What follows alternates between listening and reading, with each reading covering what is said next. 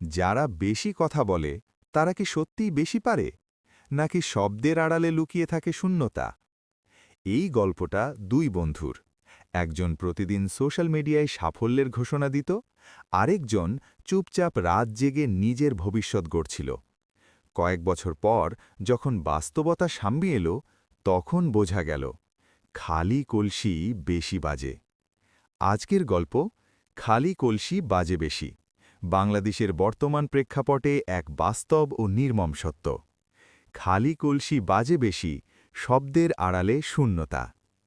ঢাকার মোহাম্মদপুরের এক মধ্যবিত্ত এলাকা। একই মহল্লায় বড় হয়েছে দুই বন্ধু, আরিফ আর সাব্বির। দুজনেই সাধারণ পরিবার থেকে উঠে আসা। আরিফের বাবা ছিলেন ছোট ব্যবসায়ী, সাব্বিরের বাবা স্কুল শিক্ষক। বিশ্ববিদ্যালয় শেষ করার পর থেকেই তাদের পথ আলাদা হতে শুরু করে। আরিফ, শব্দে ভরা জীবন। আরিফ খুব আত্মবিশ্বাসী, কিন্তু সেই আত্মবিশ্বাসের ভেতরে ছিল অস্থিরতা। সে সবসময় বড় কিছু করতে চায়, কিন্তু ধৈর্য কম। ফেসবুকে তার প্রতিদিনের পোস্ট, বাংলাদেশে চাকরি করে কিছু হবে না, আমি শিগগিরই বড় প্রজেক্ট আনছি। যারা রিস্ক নেয় না তারা জীবনে কিছু পায় না। সে দামি গাড়ির সামনে ছবি তোলে, রেস্তোরাঁয় চেক ইন দেয়, বড় বড় উদ্যোক্তাদের উক্তি শেয়ার করে। মহল্লার মানুষ ভাবে ছেলেটা বুঝি খুব বড় কিছু করছে, কিন্তু বাস্তবে সে একটার পর একটা পরিকল্পনা শুরু করে, শেষ করে না। বন্ধুদের কাছ থেকে টাকা নেয় ইনভেস্টমেন্ট নামে, কখনো ক্রিপ্টো, কখনো অনলাইন কোর্স, কখনো ই-কমার্স। সব কিছুতেই ঢোকে, কিন্তু গভীরতা নেই। সে বেশি কথা বলে কারণ সে নিজেকেও বোঝাতে চায় সে সফল। নীরব সংগ্রাম। সাব্বিরের জীবন একেবারেই আলাদা। বিশ্ববিদ্যালয় শেষে সে একটা ছোট সফটওয়্যার কোম্পানিতে চাকরি নেয়। বেতন কম, কাজ বেশি। দিনে অফিস, রাতে ফ্রিল্যান্সিং শেখা। কেউ জানে না সে কত রাত জেগে কোড লেখে। কেউ দেখে না তার ব্যর্থ প্রজেক্ট, রিজেক্টেড ক্লায়েন্টস।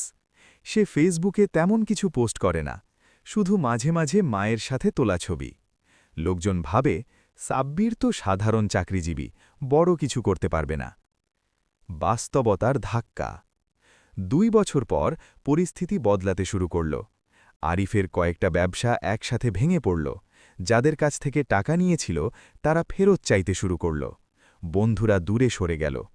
সে তখনও পোস্ট দেয়, হেটাররা সব সময় থাকবে, আমি শিগগিরই কামব্যাক করব। কিন্তু ভিতরে ভিতরে সে ভেঙে পড়ছিল। অন্যদিকে সাব্বির ধীরে ধীরে নিজের স্কিল বাড়াতে থাকে। একসময় বিদেশি ক্লায়েন্ট পায়, তার আয় বাড়ে, কিন্তু জীবনযাত্রা একই থাকে। 4 বছর পর সে নিজের ছোট সফটওয়্যার ফার্ম খোলে, চুপচাপ 3 জনকে চাকরি দেয়। কোনো উদ্বোধনী অনুষ্ঠান না, কোনো লাইভ ভিডিও না। একদিনের সাক্ষাৎ। এক সন্ধ্যায় মহল্লার এক চায়ের দোকানে তাদের দেখা। আরিফ ক্লান্ত, চোখে অনিদ্রার ছাপ। সে বলে, তুই তো দেখছি অনেক দূর চলে গেছিস, আমি ভাবতাম তুই খুব সেফ খেলছিস। সাব্বির হালকা হেসে বলে, আমি সেফ খেলিনি, আমি গভীর খেলেছি। আরিফ তখন বুঝতে পারে সে এতদিন শব্দ দিয়ে নিজের শূন্যতা ঢাকছিল। খালি কলসি বাজে বেশি, কারণ তার ভিতরে কিছু নেই। ভরা কলসি নীরব, কারণ তার শব্দ করার প্রয়োজন নেই। শেষ কথা, বাংলাদেশের এই সোশ্যাল মিডিয়া যুগে মানুষ প্রচারকে সাফল্য ভাবে, শব্দকে কাজের চেয়ে বড় মনে করে, ফলোয়ারকে দক্ষতার মাপকাঠি বনায়। কিন্তু বাস্তবতা আলাদা। যারা নীরবে শেখে, কাজ করে, ব্যর্থ হয়, আবার উঠে দাঁড়ায়, শেষ পর্যন্ত তারাই টিকে থাকে।